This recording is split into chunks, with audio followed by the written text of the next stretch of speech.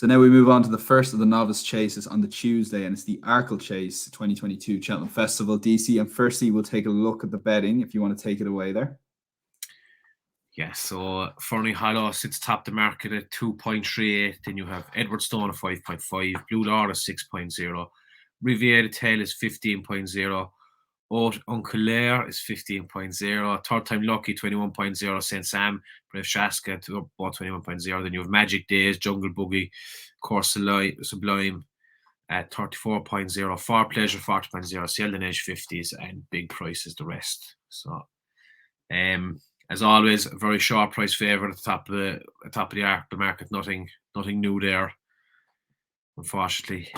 But I still think that this is an interesting market. I think there's a few down the bottom that that are probably overpriced. I think that you look at this race over the last 10 years, the biggest field was 12 runners.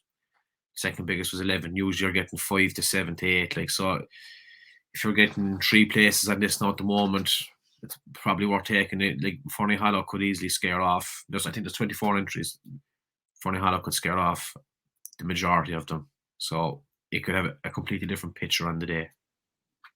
It is, like you said, a race that typically, breaks up towards the end of it with entries and people kind of ducking and diving. It's also had a few shocks, like it put the kettle on a couple of years back.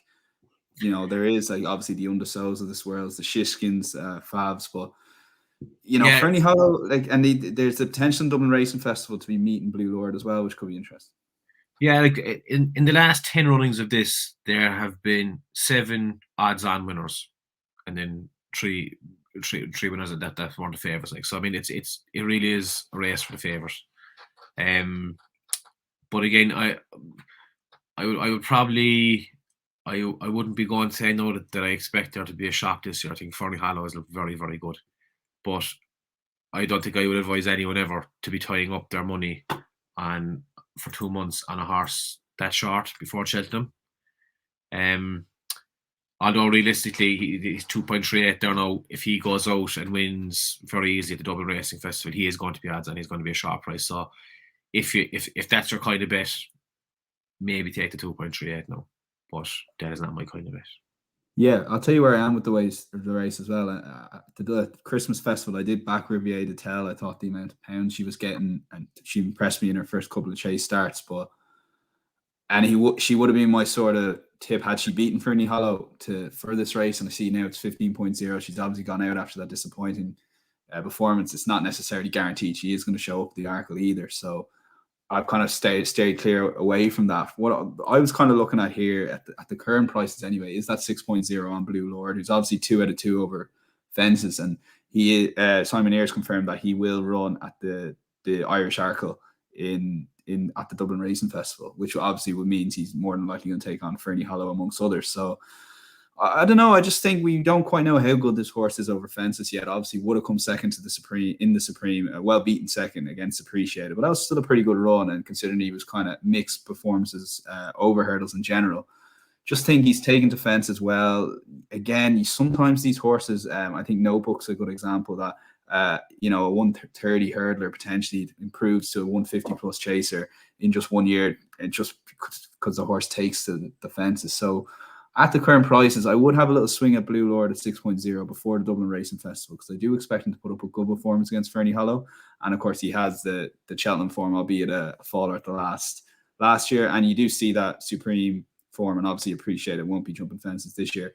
You see that Supreme form replicated a lot in the Arkle. So I don't know. I think there's worse 6.0 bets out there at the moment than back in Blue Lord for this, and particularly before the Dublin Racing Festival, as I expect both Blue Lord and Fernie Hollow to be closer in the betting at the Irish Arkle, and I do expect a big performance from Blue Lord there as well. Yeah, well, he's either going to half in price or double in price after the Dublin Racing Festival, so got to remain positive. What you said about the Supreme, actually, that's a nice segue into my selection, because the Supreme probably is the first Arkle trial, and the horse I'm looking at is For Pleasure, who finished up third in the Supreme, would have been fourth if Blue Lord stood up, but he ran a fine race. This horse only has one way going. He's going to go out in front and jump and gallop, and he'll get them all off the bridle. And his record at Cheltenham is very good. He won first time out there last year, beat third time lucky. I actually watched that race back, and he was going away from the line. He built up a huge lead, and they tried to catch him, but he was strong at the finish. Again, he finished third in the Supreme last year. Just tried to do too much, and I mean, appreciate it was different level to him, but he was beaten 26 lengths. But he said he had 3 quick runs there at the start of the season. I think kind of the middle of November, start of December.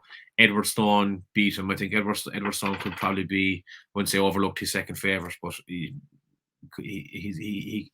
could cause an upset here. But I think to set the price a couple of months out for pleasure is he's definitely going to run here. The owners have kind of said that they want to get him to the Arkle. I think they're holding him off now until the better ground.